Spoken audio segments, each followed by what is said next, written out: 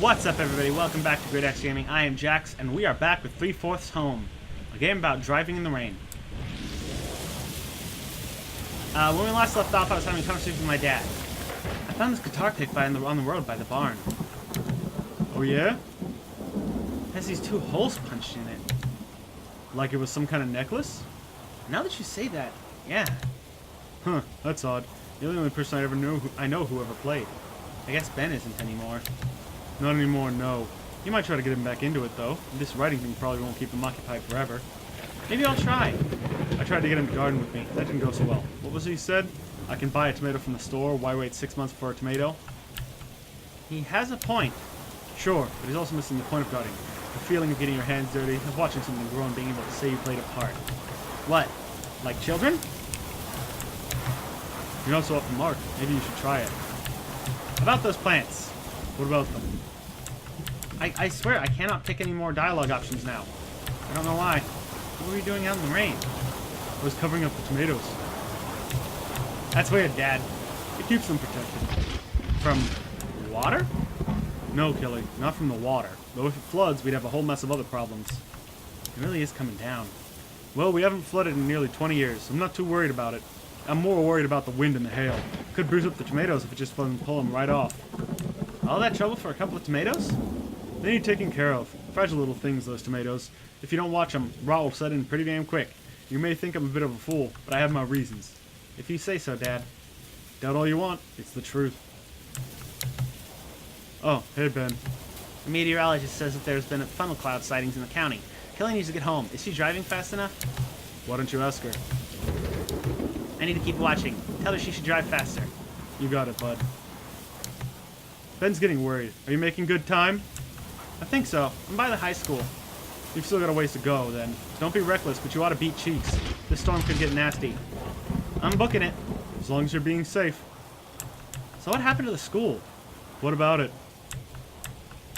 Since when did it have a second floor? A couple of years back, I guess. Did they really need the extra space? No, I reckon not, but they had the money to do it. Where'd they get the money to do that? Some sort of grant from the state. The wrestling teams won a couple of big championships, so I guess the little corner's starting to get some attention. It seems pointless. It was. That reminds me, did you ever get back to your old pal from high school? Eric or something, was it? Not yet. It's not like you to forget something like that. I really did just forget. I think you're full of it, but I'm not going to press it. Thank you. What about that, Jesse? You going to get any of your stuff back? Let's not talk about that, okay? You're being awfully squirrely. I just don't want you to get pushed around. That's not what it is. Sure sounds like that's what's going on. It's just... Never mind, you're right. That's what I like to hear. It's refreshing hearing those words. She said you were right, didn't she? She did, and I am. Uh-huh. Oh, don't give me that look. What look? That one. That one right there. David, you're imagining things. Why are you fighting? We're not. I was just going into the living room to watch the news. Come on. Okay. They're showing funnel clouds a few miles. Kelly, you know the look I'm talking about, don't you? That glare. You do it too, you know. I know it. See? I'm not crazy. Oh, fuck, I missed that. Here we go again. I'm only worried. Are those the tornado sirens? Oh, shit. I can hear them, too. A tornado. They're showing it on the news. Okay, Ben. You know the drill. Downstairs. I want to watch it on the news. Benjamin, now! Most tornadoes only stay on the ground a few minutes and travel less than 10 miles. This one is 12 miles away. Ben, now! Hey, I'm gonna let you go, okay? You drive safe. I will. Don't you dare let her off that phone, David. She needs to pay attention to the road, Nora. I'm hanging up. Like hell you are. You keep her on that goddamn phone. I'll listen to her getting sucked up into a tornado before I have to sit around and just worry about it. There would be so much debris that her phone would be destroyed before you could hear her get sucked into the tornado. Also, you have to put $2 in the jar. She could get in a wreck, especially with this wind. You probably would be able to hear her get in a wreck, unless the phone got thrown from the car or if it was crashed. Okay, bud, enough of that. You're gonna give your mother a heart attack. Ask her if she can see anything. Christ, Nora. Here, you ask her. Talk to your mother, Kelly. Kelly, can you see anything out there? You mean a tornado? No, Kelly, I'm wondering if you see any corn. Plenty of corn. Now's not the time, Kelly. Sorry. The tornado was east of here. If Kelly went to Grandpa's house, she's northwest of here. She wouldn't see a tornado unless it was another one, which is very possible. I just wanted to make sure, Ben. If Kelly gets sucked into a tornado or gets in a car wreck, can I have her computer? Benjamin! What? She wouldn't need it. If she's not using it, no one will be. It wouldn't be fair if I couldn't have it. Okay, bud, I think that's fair. If Kelly gets sucked up into a tornado, I'm sure she'd be okay with letting you have her computer. What about her room? Please, Ben, that's enough. I'll tell you what, we'll leave her room on the table. You never know, we could get some damage here and the room might have a giant hole in the ceiling. If I were you, I'd wait and see on that investment. Alright, that's a good point. Your brother sometimes. God bless him. Let me talk to him. You sure about that? Why wouldn't I be? You can hear him. He's in one of his moods. Just let me talk to him. Okay, you asked for it. Ben, here, talk to your sister. I don't want to. You can ask her about that computer. Let me have the phone. Dad says I can have your computer if you crash or get sucked into a tornado. Hey, look, water tower. Hey, Benji. Hello to you too, Ben. He also said that I might be able to have your room, but I'm holding off to see if it's more damage than mine after the storm before I commit. Smart business. It's just common sense. Anyone who thought about it would come to the same conclusion. I guess you're right. You guess or you know. You shouldn't have to guess if I'm right or not. I either am or I'm not. You are definitely right. Mom and Dad are arguing in the corner. They don't think I can hear them. About me? No, Mom thinks we should be in the storage room on the east side of the house because she says it's further underground. Oh. She's wrong. One of the walls is only halfway covered. She's also afraid that the water heater in here could explode. If that happens, we'd be killed even if we were in the other room. We'd burn to death. So, you guys are in the safest room? We are least likely to be killed by a tornado if we are in this room, but there's no guarantee in either room. Tornadoes and debris are unpredictable. Sounds like you thought this out. It's just common sense. Are you scared? Yes. Anything I can do to help? How? We can just talk. What about? You've been writing a lot lately, haven't you? Yes. You want to read me one of your stories? Like how we used to tell stories to each other. All my stories are upstairs. It would be dangerous to go upstairs and get them during a tornado warning. I didn't think about that. I wrote one today. I could tell it for you. Alright. Are you ready? Wait, what's it called? Untitled. Oh, well, okay then. Are you ready now? Yeah. A village sat in a wide valley, cut high in the mountains. It was a place of plenty, a gash of green in the otherwise cold slate rising above on all sides. Those living in the village called this place View, though those that lived out higher in the mountains, burly miners digging fresh glints of yellow and blue, called it the Trough. Those in the valley resented the use of this name, but meekly allowed its use by the hardy mountain folk. The people of View, or the Trough, had lived there for centuries. They were mostly farmers, though a fair number of merchants made a home in the valley for most of the year, save for the months when they would venture up into the mining towns to sell the harvest bounty at a premium. They would return home with bags filled with chips of yellow and blue tied to their fine leather belts, clinking brightly with the wealth. The next year, they would trade half of their shining flints to the farmers for a share of the harvest that they would in turn cart up to the mining... Whoa! The mining village yet again. Flood flowed up and outward from the valley, food flowed up and outward from the valley, and yellow and blue would trickle down, gathering in the valley like a collection basin. This continued for hundreds, perhaps thousands of years. Dozens of generations of mountain farmers and merchants' sons were born, grew wealthier with the mountain's precious stone, and were buried beneath the plush pasture of the valley, until the beast descended. The mining folk in the higher reaches of the mountain had passed tales of the beast around for as long as history stretched. At the high peak of the northernmost mountain, they said, lived the beast. It was watched in all directions through slit eyes, fight against time until it would enact a calamity. It was a nightmare of immense and terrible power, the miners would whisper, a thing of abject cruelty. But it was also a patient creature. It waited until it felt ready to unleash such cruelty and malice that its ravenous hunger for chaos would be sated. Some believed it waited until enough infants cried out with newborn wails to descend from its perch and devour each and every last babe. Others believed it was simply waiting until the age of plenty before cascading down an era of sickness and madness, of fire and char and blood upon all those it peered upon from the mountaintop. And one day, after hundreds of generations of farmers and traders had lived and died in the valley, it appeared in view. The beast had risen in the trough.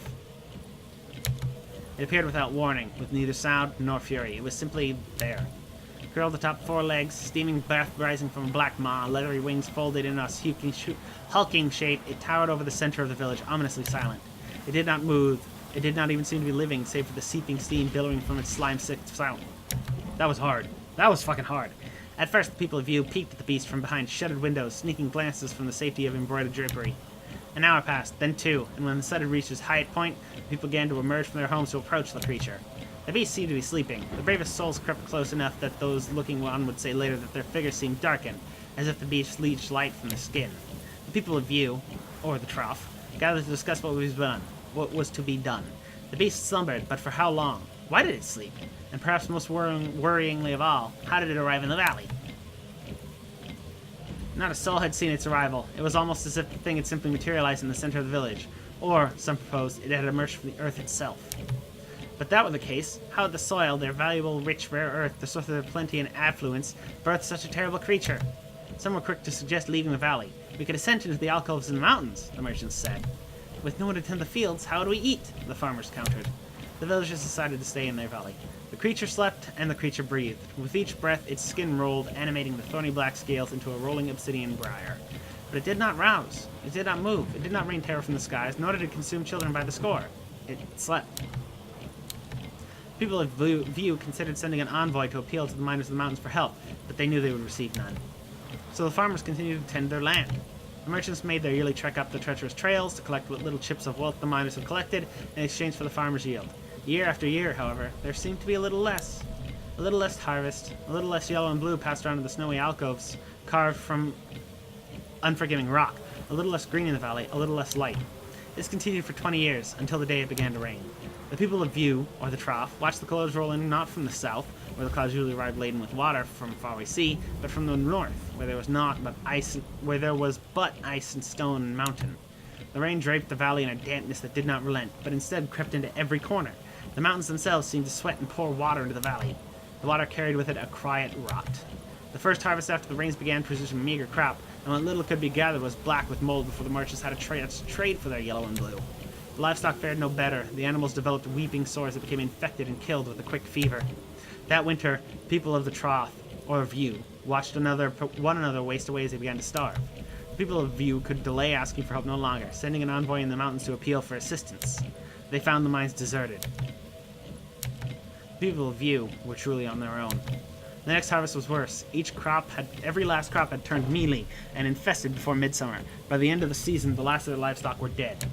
People of the Trough watched one another descend into a state of hungry madness, devouring the rotting wood sloughing from their homes in slimy heaps, and their fine little belts that once held yellow and blue, now sprouting spores of black mold.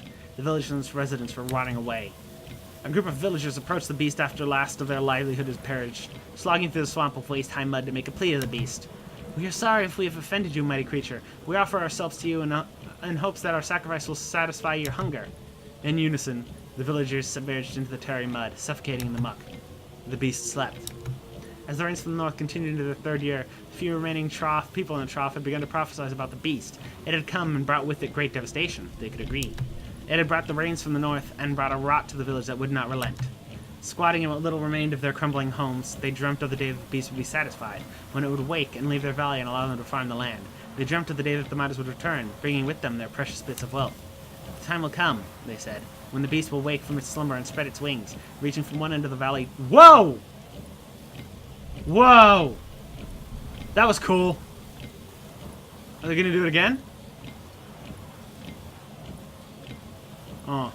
The time will come, they said. Whoop! There it is! That's cool!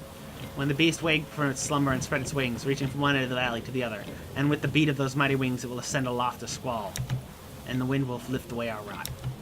The villagers waited for this day to come. A generation came and went, born to the rain and long rotten in the moldy dirt.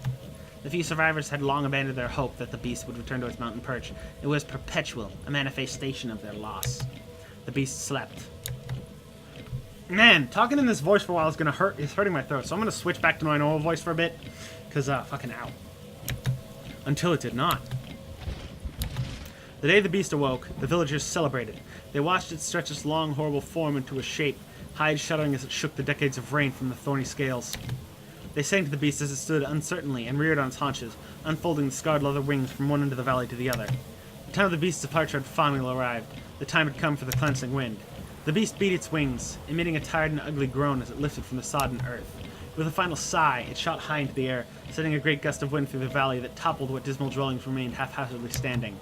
The valley was wiped clean. Villagers were knocked to their feet from the rush of wind. As they struggled upright, they felt the sun on their skin for the first time. They rejoiced, pale forms dancing in a pitiful display of frailty. They could return to the way of their ancestors. They could know plenty. They planted their first crop before the grass had even greened, with a newfound acuity for the hunger pains that plagued them constantly. But the grass did not wax green, and the crops did not grow. The decade of rains from the north had left the earth poisoned. There was no going back. They would not know plenty, nor would they silence the constant mutterings of their stomachs. Their rot had been lifted, in its place sterility.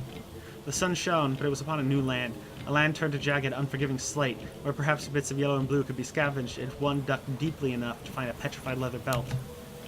That's the end. You remembered all of that? I don't have it with me to read. I haven't remembered it. Did you like it? I did. I'll print you a copy. What were you doing at Grandpa's house today? Okay, and I'm going to leave this episode off here. That was a pretty cool story, although a bummer. If you liked the video, you know what to do. Like, comment, subscribe, share with your friends, share it on social media, all that good stuff. If you want to buy me a coffee, the link's down below. I'd greatly appreciate it. And thanks for watching. Later, y'all.